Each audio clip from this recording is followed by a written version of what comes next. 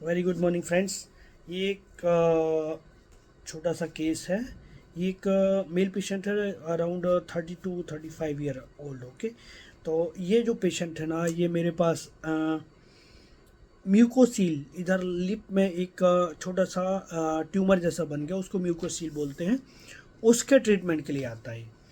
तो ये appearance wise देखो आप, तो लंबा दुबला पतला सा और स्माइली स्माइली फेस, और बहुत कम्युनिकेटिव लगा शुरू में है। तो अभी इसको देखिए आपके ये मैंने पूछा, तो ये इसने ही स्टार्ट किया कि म्यूकोसील, डॉक्टर म्यूकोसील कह रहे हैं मेरे इस प्रॉब्लम को। वैसे मैं भी 2-3 डॉक्टर के पास जा चुका हूँ। ठीक है, देसी घी लगाया मैंने, तो थोड़ा बैठ गया था।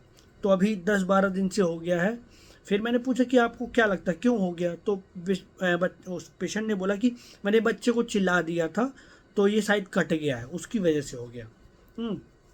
और वहाँ पर डॉक्टर्स को दिखाया तो उन्होंने बोला कि एक छोटी सी सर्जरी करनी पड़ेगी।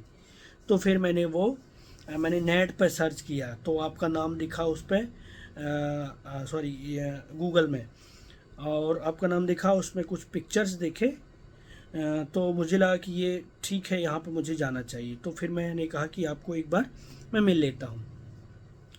तो मैंने पूछा कि आपको क्यों ऐसा लगा कि होम्योपैथी में ठीक है। तो पेशेंट ने बोला कि ये मुझे होम्योपैथी का आइडिया है, और होम्योपैथी में पहले भी ले चुका हूँ। होम्योपैथी में अच्छा इलाज होता है, जड़ से इलाज होता है, होम्योपैथी में मैंने देखा है। और मुझे ऑपरेशन नहीं कराना है, क्योंकि पेनफुल होता है। ओटी ना करवाएं, ऑपरेशन ना करवाएं तो ज़्यादा अच्छा है ना। तो फिर पेशेंट ने खुद ही पूछा, आपको क्या लगता है ये क्या है। तो मैंने उसको कुछ नहीं बोला। मैंने कहा कि आपको क्या लगता है। बोला कि मैंने यूट्यूब में मैंने सर्च किया था। ठीक है, तो ये म्यूकोसील ही बताया इसको। शुरू में तो लगा कि ये छाला है। एक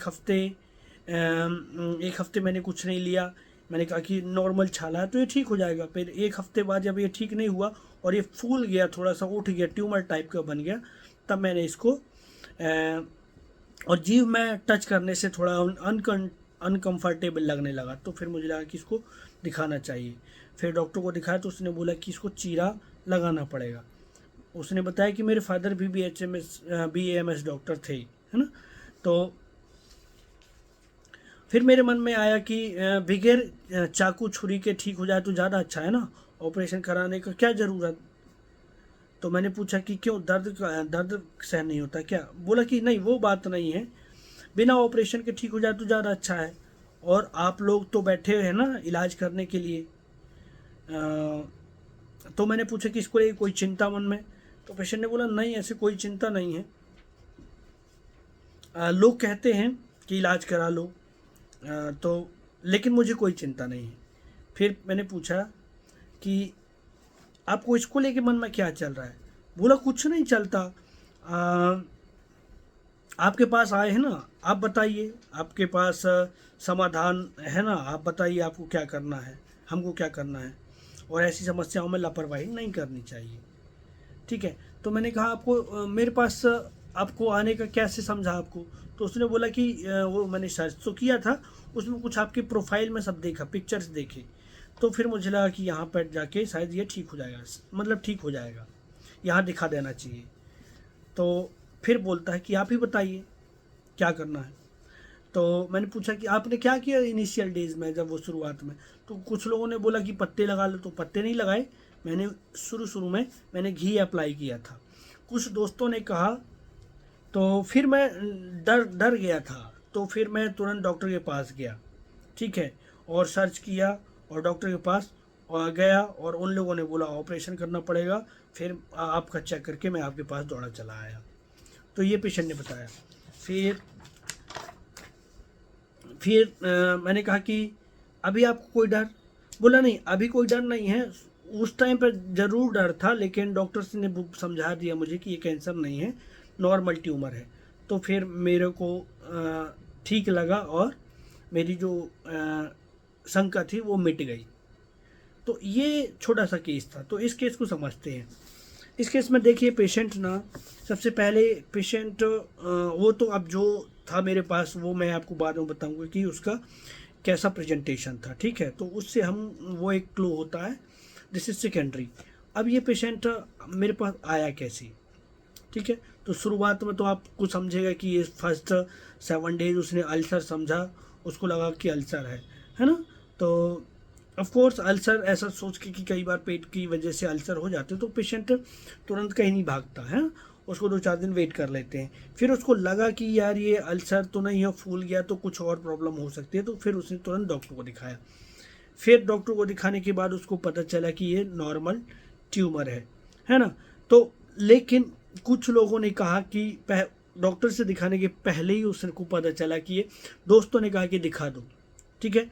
तो तब जाके उसको डर पैदा हुआ और डॉक्टर के पास गया। फिर डॉक्टर ने उसको समझाया कि नॉर्मल ट्यूमर है, तो दिस इज पेशेंट, है ना। तो इसको समझते हैं। अब सीधा सीधा हमको रूब्रिक लगाने हैं। तो देखो अब पेशेंट ने आया कैसे मेरे पास, उसने सर्च किया, ठीक है। उसने सर्च किया नेट पे, तो ये क्यूरियस है और बंदा इंटेलिजेंट है कि मुझे कहाँ अप्रोच करनी चाहिए और कैसे अप्रोच करनी चाहिए। और देखिए उसने जो मेरा सर्च किया उस पे नेट पे और गूगल पे, तो उस पर मैंने बहुत सारे पिक्चर्स लगा के रखे हैं। तो शायद एक पिक्चर्स म्यूकोसील का है ऑलरेडी, ठीक है। तो वो बंदा ठीक हुआ और उसका पिक्चर लगा हुआ है, तो ये उसने उसको देखा और ये मेरे पास दौड़ा चला आया, ठीक है। तो ये बंदा इंटेलिजेंट है, क्यूरियस है। आप देखें कि वहाँ पे जाके उसने सर्च किया और इम्प्रेशनेबल है, उसको वो पिक्चर का इम्प्रेशन पड़ा और मेरे पास वो आ गया। तो ये 3 रूब्रिक आपको समझा होगा। अब देखिए कि ये पेशेंट सोच रहा है कि ऑपरेशन ना करवाना पड़े, ज़्यादा अच्छा, वो पेनफुल होता है। तो सिंपल रूब्रिक है हमारे पास, वो तकलीफ से नहीं गुजरना चाहता है, तो फियर ऑफ सफरिंग, वो चाहता है कि ऐसे ही काम बन जाए, तो उसको सफरिंग का डर लगता है, ठीक है। अभी आप देखिए उस पेशेंट ने, एक रूब्रिक है हमारे पास एंजाइटी वेकिंग ऑन, ठीक है। तो पेशेंट को ना जैसा ही उसके फ्रेंड्स ने बताया कि फ्रेंड ने उसको थोड़ा सा स्टिमुलस दिया कि जाके डॉक्टर को दिखाओ, ठीक है। डॉक्टर को दिखाओ, तब जाके वो, उसको थोड़ा सा मन में डर आया और डॉक्टर के पास वो भागा और गूगल पे सर्च करके, मतलब वो आसपास के डॉक्टर को भी दिखाया उसने। तो फिर डॉक्टर्स ने उसको बोला कि हाँ ये है एंजाइटी वेकिंग ऑन, ठीक है। आप सो रहे थे एक टाइम पे, फिर उसको जैसे ही जगा दिया और किसी ने कहा कि आप इसको चेक कराओ, ये कुछ गड़बड़ हो सकता है, तो इसने तुरंत डॉक्टर को चेक करा लिया। तो एंजाइटी वेकिंग ऑन, उसकी चिंता और डर, फियर वेकिंग ऑन, सॉरी, डर बढ़ गया उसका, फियर वेकिंग ऑन। फिर आप देखिए कि ये पेशेंट को जब डॉक्टर के पास गया और उसने कहा कि नहीं ये इसमें डरने की बात नहीं है, ठीक हो जाएगा, ये नॉर्मल ट्यूमर है। तो ये सिंपल 2 रूब्रिक हम यहाँ पर ले सकते हैं, कॉन्सोलेशन, एमेलोरेशन और रीएश्योर्ड इजीली। उसको किसी ने एश्योर किया और वो उसने मान लिया, ठीक है। तो ये रेमेडी है सिंपली फॉस्फोरस, है ना। फॉस्फोरस का बंदा ऐसा होता है। और फियर इम्पेंडिंग डिजीज ऑफ, इसको भी ये टेंशन तो रहता है, मतलब सब इसके इंटरनल बैक ऑफ माइंड में चल रहा है कहीं कोई बड़ी बीमारी तो नहीं है ना। तो फियर ऑफ इम्पेंडिंग डिजीज, ये सारे रूब्रिक। लाइट डिजायर, उसने कितने बार पूछा और आप बताइए आपको क्या लगता है, तो ये लाइट डिजायर है, ठीक है। और क्लिंगिंग पर्सन और फर्नीचर टू, उधर डॉक्टर के पास गया, फिर मेरे पास भागते हुए चला आया। क्लिंगिंग पर्सन और फर्नीचर टू, सिंपल आप रूब्रिक लेंगे ना, तो आपका रिमेडी फॉस्फोरस निकल के आता है। तो ये फॉस्फोरस सिंपल 30 के 3 डोजेस दिए थे। उसके बाद 15 डेज बाद पेशेंट आया, तो ट्यूमर ऑलमोस्ट ख़त्म हो गया, तो बिल्कुल थोड़ा सा ब्लूइशनेस बस था, हल्की सी। फिर एक बार और उसको 1 डोज और दिया था मैंने। फिर उसके बाद पेशेंट का कॉल आया था कि अब आने का ज़रूरत है कि नहीं, अभी तो ठीक हो गया है। तो ये सिंपल फॉस्फोरस का केस था और ये है माइंड मेथड इजीली। और ये जब पेशेंट मेरे पास आया था ना, तो ये देखिए आप, initially I was confused with the लाइकेसिस, क्योंकि बहुत वाइविशियस था, बहुत हंसमुख था, बहुत प्लीजेंट फीलिंग आ रही थी उससे बात करके, है ना।